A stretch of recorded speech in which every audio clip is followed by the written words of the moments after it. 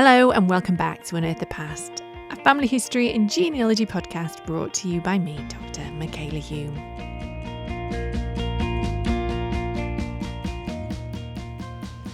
So how are you all? Have you had a good week? Did you enjoy last week's podcast? I hope you did. This is series 2 now, or season 2, I'm not quite sure what you call it. I think if you're in America you call it season 2, but seeing as we are not, it is series 2, episode 2. I hope you've had a good week researching. How's it gone? Let me know.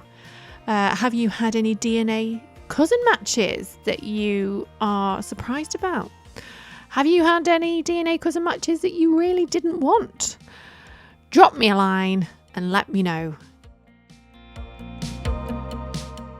So this week, I would like to introduce you to somebody who I've been following for quite a while, and I've read several of her blogs because they're absolutely amazing. She is a brilliant genealogist.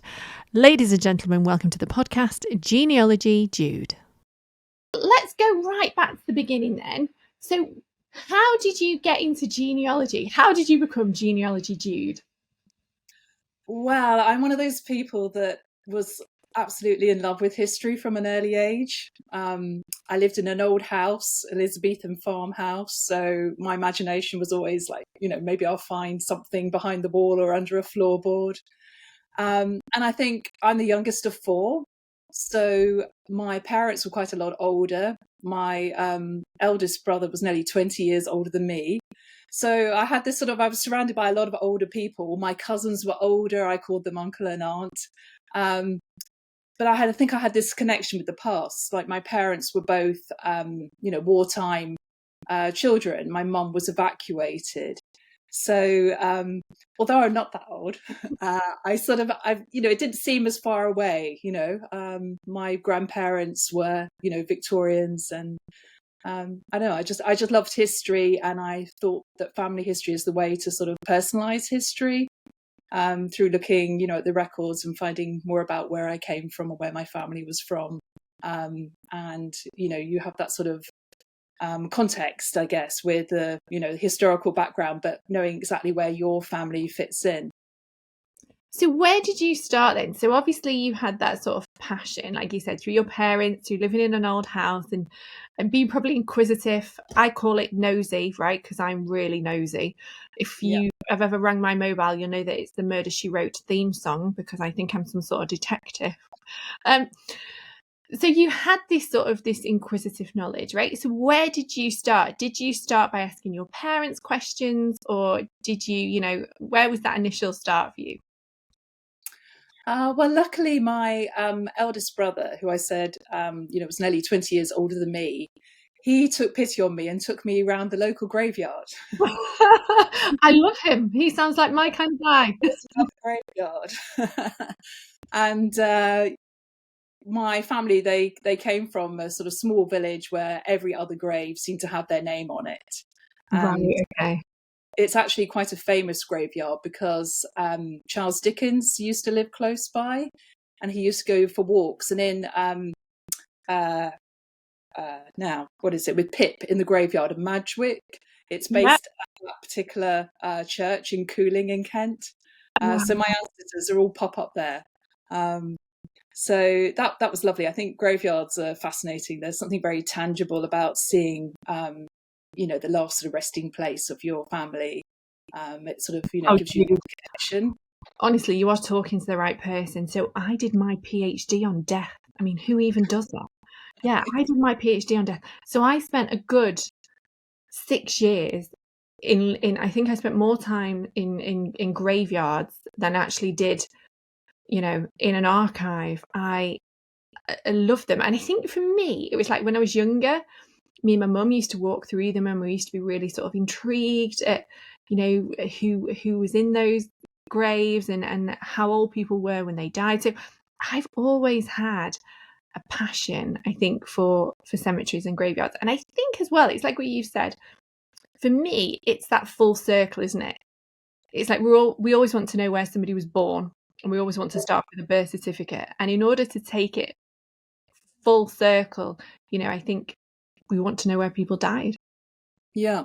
And it was from looking at my great-grandfather's grave that, I had his age, date Wow. of death, and then it was a case of getting his birth certificate, which in those days was a trip up to St. Catherine's House. So I was probably about 14 years old at the time, and went up on the train and saw these huge volumes of books.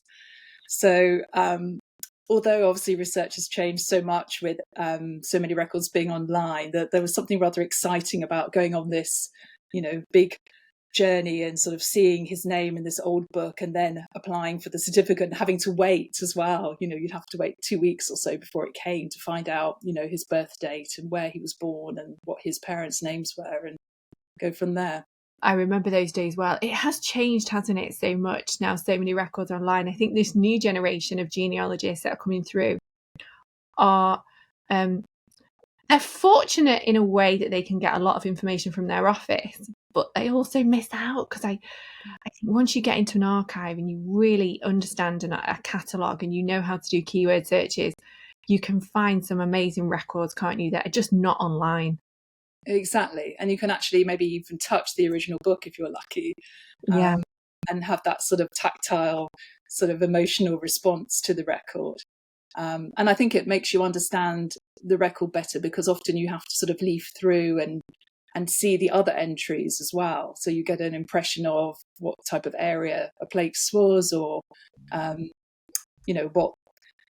what was usual, what is not unusual. And sometimes, of course, you miss things. I know I was missing a burial of an ancestor, and I was like, sure, they were living in a particular parish. And I thought, I can't understand why I can't find it. And I tried all sorts of name variants in the search engine online.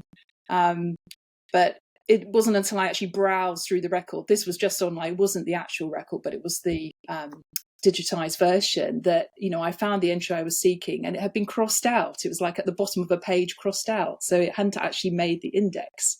But until you actually go and look at the record page by page, sometimes you can miss out a lot. Or even with census returns, you can find out about the neighbours and perhaps other family members that were living close by.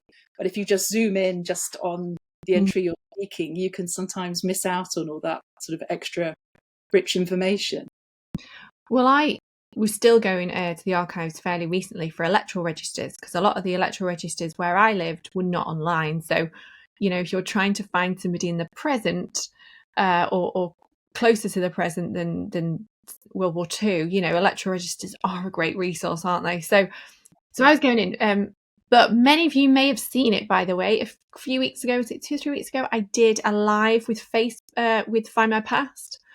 So I live up in Manchester, and they've just released 25 million new electoral registers that are now online. So if you are in the Greater Manchester area, if you've missed that live, I'm sure that you can probably still find it if you go on Find My Past Facebook account. But if you are looking at electoral registers, loads of them are now online, which is great. So you have this passion, you've found this headstone which has given you some information. This is the question that I think a lot of genealogists get asked. So how far back then were you able to go, or how far back have you gone? Oh, yeah. I guess I've got some family lines that go back to the 1600s. Wow. Wow. I think the more you do research, perhaps the less you're bothered about how far you go back, the more interested you are in learning about the people along the way. Cool. So I guess it's a sort of, you think it's quite cool. Maybe it's not that cool, but, you're meeting people and they ask you that question and you have like a bit of a boast. Oh, well, actually, yes, I'm back to, such and such date. And perhaps a fellow genealogist, and you could have that, rivalry as to who goes back the furthest. But at the end of the day, names and dates are, they're of use, but I really want to know more about the actual people. So, yeah, I think that, and you never run out of material. You've got so many lines to look at. A blog that I'm writing about at the moment is on an 18th century woman that I found in my ancestry. And I do think that women often don't get that much attention. You see them come into your main family that you're researching, and you often just really ignore them. You don't pursue them much further. And this lady, she was in London, so you think, oh, London, that's terrible, you're never going to get anywhere.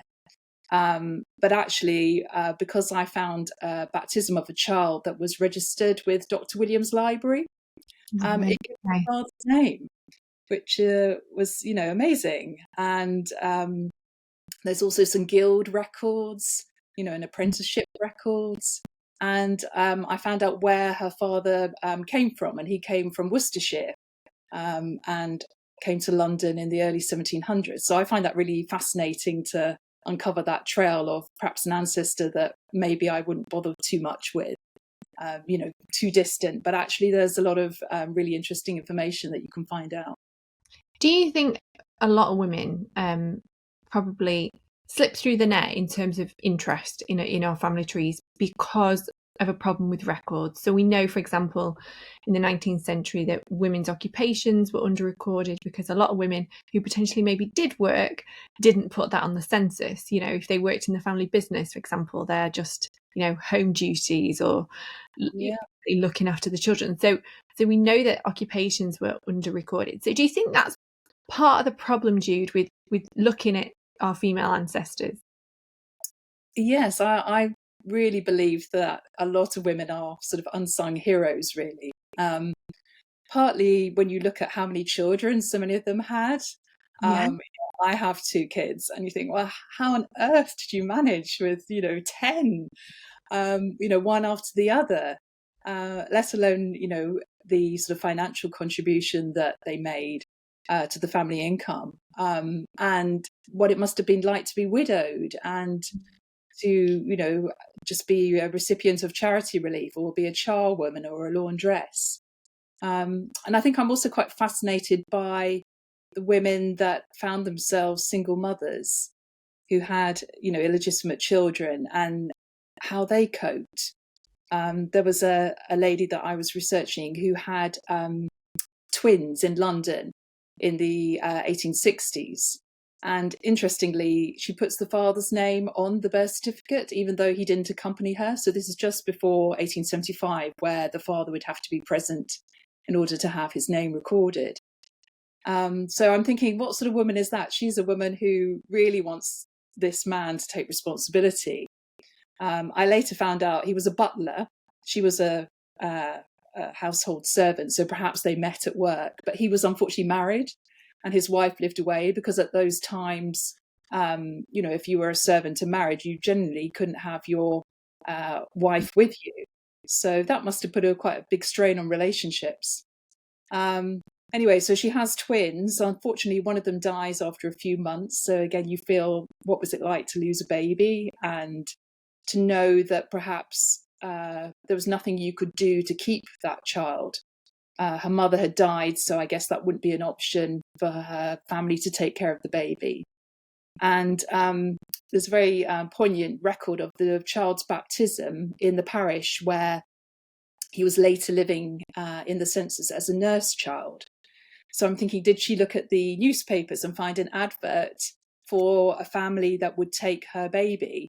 And she travelled probably on the train out into Surrey, had the child baptised at the church, and then literally had to hand him over to a new family, and presumably paid some money out of her wages in order to keep him.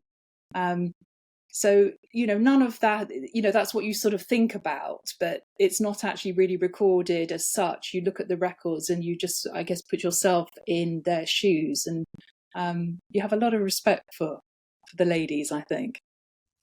So if you're at a dinner party then, Jude, and somebody says to you, tell us about your family tree, is there a particular person that you have that is interesting to you? Is there a particular event that you would share? What would it be? I suppose I often pick something that I'm doing currently. If you have to be careful, because obviously you can go into too much detail, and I've known from an early age not everyone is interested in family history. I mean, many people are, and I think there's a great role for family history to play in bringing people together and sharing stories and learning about history. But I suppose if I had to pick a story that I think people might find interesting, I would talk about my great-great-grandfather who lost his arm in an accident. So my grandmother, I only had one grandparent that I really knew, and she died when I was 13. And again, as a small child, I used to say, Grandma, who was your best friend? Because that's the sort of thing that feels quite important. Oh, is there anything else you can tell me? And she mentioned that, there was some relative that lost his arm. And throughout my life, that has stuck in my head. Who was this relative? Was it true? And how do I find out? I don't even have a name. Who could he be? But as time has gone on, I've discovered a lot of my family were railway workers. So originally, agricultural labourers obviously looked to better themselves, find new work opportunities, and travelled around on the railways. So her grandfather was he worked for GWR on the railways. And on Ancestry, I found his service records, and there was a period where in his employment, it says that he was away ill. I think this was in March 1888. So I think, well, what does that mean? Did he have pneumonia? Was he, did he have TB? What was it? But he disappears for about 6 months and then reappears in Weston-super-Mare as a gateman on the railway. And I know from researching this that a gateman was quite a lowly job. You're pretty much at the bottom of the scale where, your pay would be lower. It was the sort of job that if you had an elderly person, wouldn't be too taxing, you could do. So, you had that light bulb moment. Think, well, maybe it's him. Maybe he was the ancestor that lost his arm. But how? What happened? So again, looking at the records, I knew where he was when he was away ill. And he was in a little village called Maiden Newton in Dorset. And so I was been scouring the newspapers trying to find a record. And in the end, I did. His name was Josiah Bullock. He was under the name Joseph Bullock, which, if you think about it, makes perfect sense. He probably was called Joe by everybody. So, the newspaper reporter just presumed he was Joseph. And there's a story of him shunting trucks one evening, checking the goods in the truck, and another one came along, bumped into his truck. He gets thrown out and his arm goes across the track. And then another truck runs along and nearly severs his arm completely. So he's rushed to hospital in Dorchester, and luckily, I think they amputated his arm and he was saved. So, I was delighted to find this. I have one picture of him, and you can sort of see on his suit, one of the sort of jacket arms looks a bit loose. You can't definitely say, but it looks quite promising that his arm is missing. And you think how that affected his life, really, losing an arm and yet still continuing on. And I think in those days you didn't really get any compensation. Perhaps you got another job, even if it was at a low grade, that was, thought to be quite a good thing, and, we're doing you a favour. So, that was a really great discovery of mine. Wow. What an interesting story. And it's funny, isn't it, how you were saying about the name being different. And I think we have a lot of people listening to this podcast, Jude, who are starting out. And I think maybe one of the things that they should be aware of is a bit like you saying, thinking outside the box. The fact is, probably everybody called him Joe. Yeah. So that's why the newspaper assumed it was Joseph. Yeah. But you were still able to identify from that report that was actually your ancestor. Well, I'm quite tenacious, I think. Once I really want to find something, I'm going to find it. But if you're doing any online searching, think about ticking that box that includes variants, even if it's second, maybe try the name as you know it to start with. Think that maybe a middle name might have been used instead of a first name, or they might be, used the other way around. I think one of the skills of being a good genealogist is that you have to be quite creative. You have to have a certain amount of rigor and not get, carried away with flights of fancy and, it's got to be because I want it to be. But at the same time, you need to have a bit of imagination. And I think I'm always a big fan too of looking at the local and social history. I think that gives you a lot of pointers and a lot of understanding of what you find too. I know there's talk at the moment about AI and how that could revolutionize things. And I'm sure there will be lots of applications, but you still have to sort of understand what you're finding. You have to interpret it. And I think looking at the context and the local and social history can really help. And there's not a shortcut to that. And I think your appreciation of your family will be all that much richer as well, if you take that effort to, find out about the life and times of your ancestors.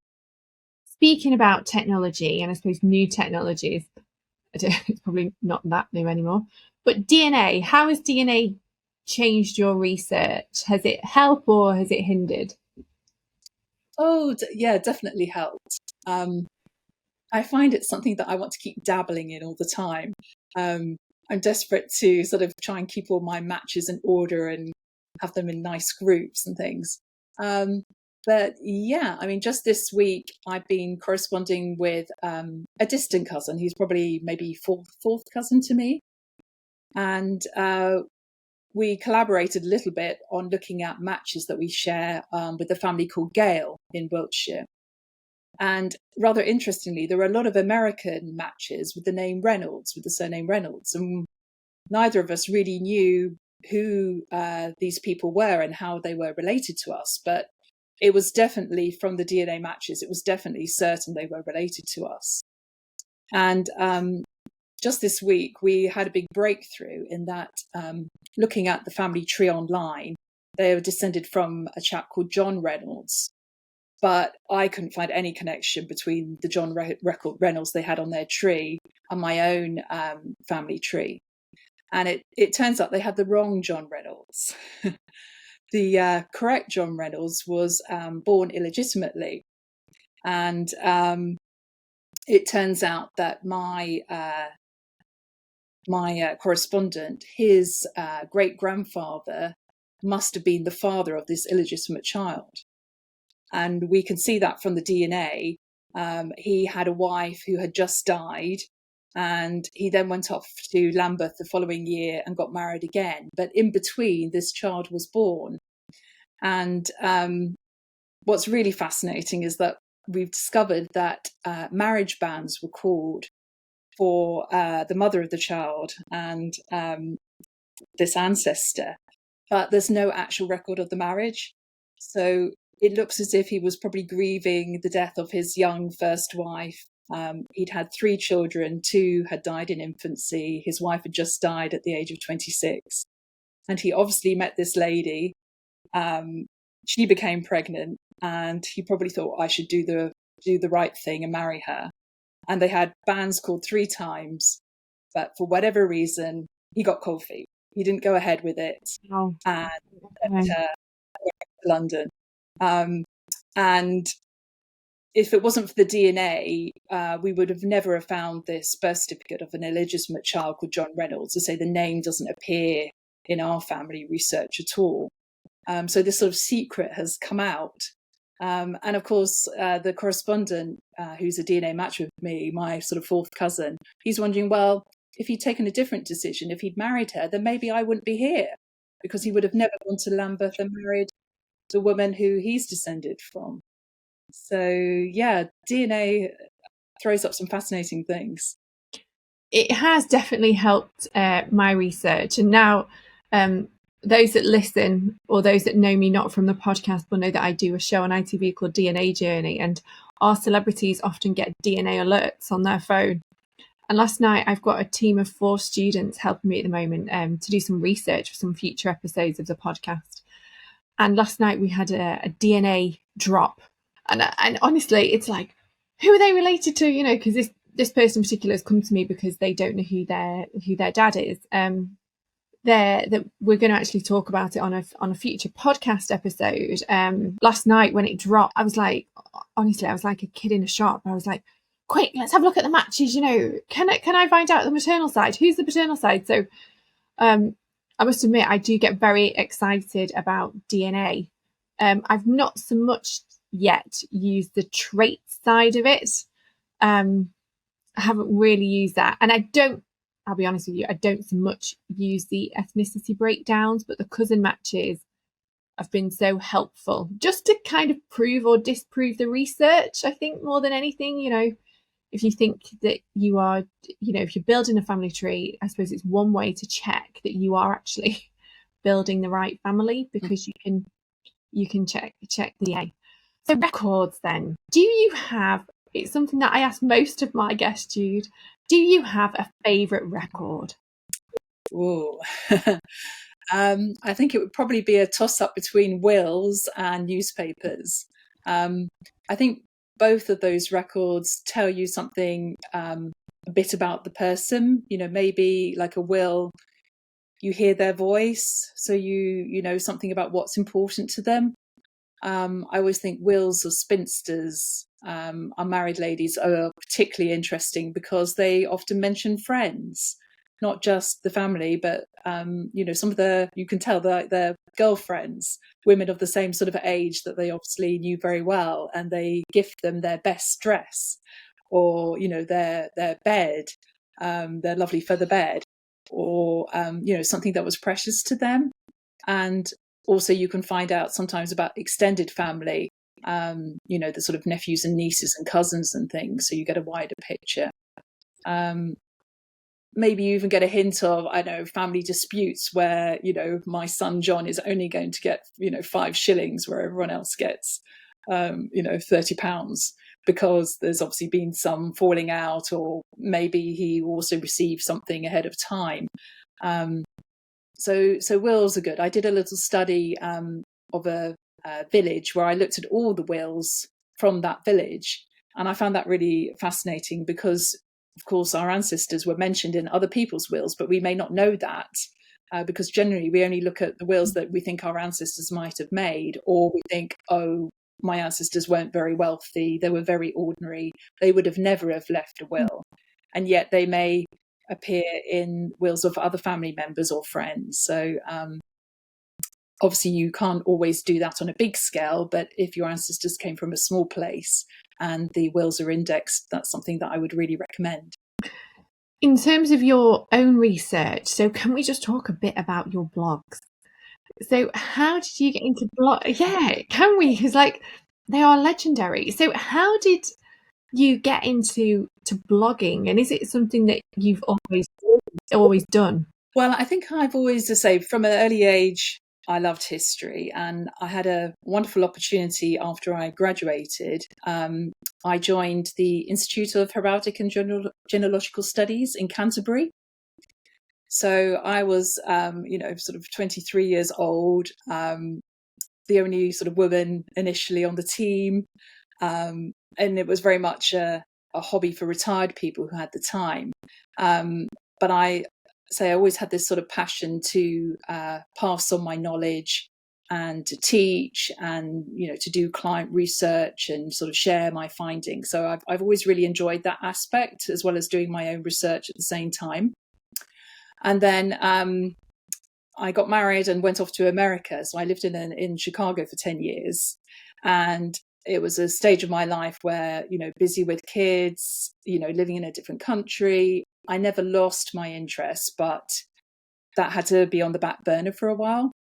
And then as my kids have grown up, I thought, right, now is the time to get back into it, because what do I really enjoy doing? You have to sort of find yourself and perhaps reinvent yourself a little bit.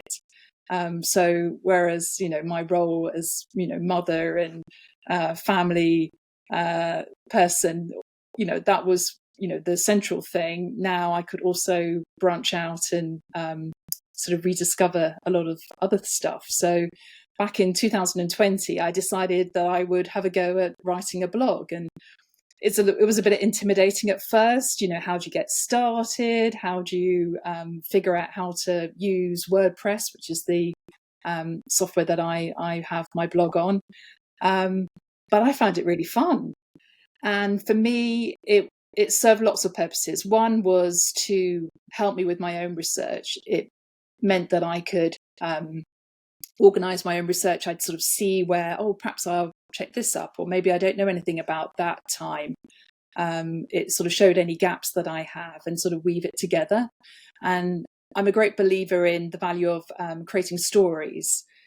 You want something that you can share with people, that people are going to find interesting, and that was a big sort of motivation to create the stories. And also at the same time, on the educational front, tell people perhaps how you can put a family history together, what sources you can use. So I try not to be too boring, but I want people to see how I found the information, and hopefully inspire them to think, oh yes, that's a good idea. I could look at that record source as well and find out something about my family. So to entertain with an interesting story, and also to educate and hopefully inspire people to do better with their own research. I think that's been my sort of principle behind the blog. So somebody starting out who's listening to this, who may be thinking about doing genealogy, have you got any hints and tips and anything you could advise on for anybody who is pretty new to this? Yeah, I mean, I suppose the classic, of course, is to talk to people, talk to any grandparents if they're still around, any aunts and uncles, any cousins, because often things pass down, in different branches of the family. So you may think, oh, I don't know anything. I don't have anything. I've got no photographs. I've got no records. But it's surprising. If you actually ask people, they might say, oh, yes, no, I think we do actually have. There is a photo album in the loft. I haven't looked at that for years. Or so try and gather as much information as possible. Also, perhaps consider joining a family history society. They do a tremendous work, and I think it can be something where you learn so much from other people. If somebody can sort of guide you a little bit and show you, how to find your way around, one of the main genealogy websites, how to perhaps construct a family tree. I would also recommend even taking a course. There's lots of great courses run by the Institute in Canterbury, Pharos, all sorts of things to build up your knowledge, because like anything else, you sort of need to find your feet first and know how to find the information, also to interpret it.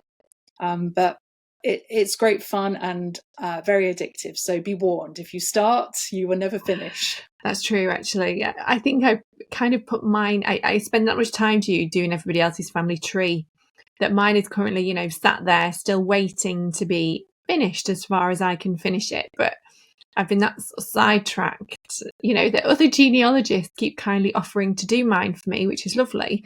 But at some point I am hoping to get back to it.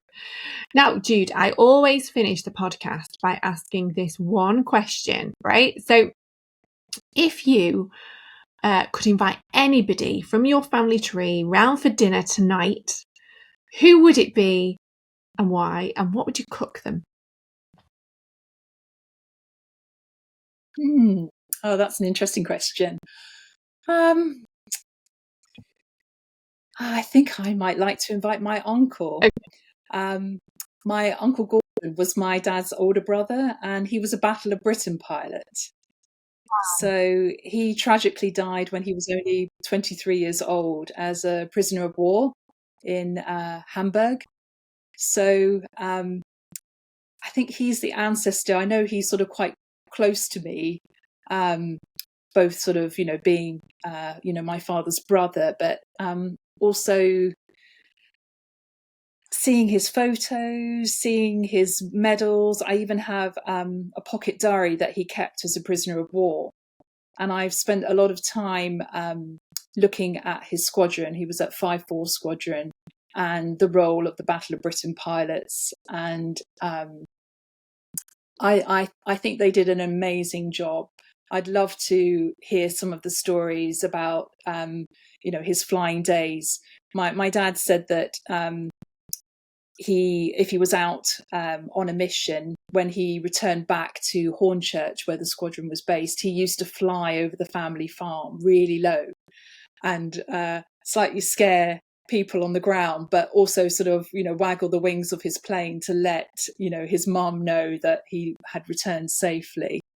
And I would just love to, I would love to talk to him, find out about what he went through. I think he was just a very special person who I feel, he and, his fellow pilots, we owe such a lot to. So I would love to have him for dinner. And I don't know what I would cook him, really. I'm vegetarian, and I don't think he probably would like vegetarian food. So I'd have to, being his age, he'd probably like a nice roast dinner, wouldn't he? So I cook roast dinner and maybe put in something that he'd never had before, like, I don't know, sticky toffee pudding or something like that. Honestly, you've sold me, Jude. Let me know, I'll come round. Genealogy Jude, can I just say thank you so much for coming on the podcast. If you have a question that you would like to ask Genealogy Jude, you can, I'll put her details below in the description, or you can do so. You can ask me and I shall pass it on. My website is www.michalahume.com. I think you will know that by now. And I'll also put all Genealogy Jude's information in the description, so you can get that as well below, and there'll be links to Jude's website. Genealogy Jude, thank you so much. Have you enjoyed it? We have loved having you on. Please come back. I've loved it. It's been great. Thank you so much for having me. I just can't believe, honestly, how well behaved my dog has been. Normally at some point I'm having to sort of like cut the podcast and, like stop him from barking at a cat or chewing up, something he shouldn't be doing, or humping my arm. But he's been very, very, very good today, actually, bless him. So you haven't had to meet him, which is a good thing, which is a really good thing. Thanks again to everybody for listening. We really, really appreciate you taking the time to download and listen to the podcast. I love all your comments and all your messages to me. Please keep them coming. I know that for a lot of you, the podcast has been really useful and helped you to sort of further your family history research, which is what the aim of this podcast is. So thank you very much for listening. That is it for this week. Next week, I am back with Daniel Loftus, and I'm sure that you will enjoy hearing about him and his research. So have a good week researching, folks. Enjoy yourselves. Get yourself down to an archive if you can. And I shall see you again next week. Thank you very much.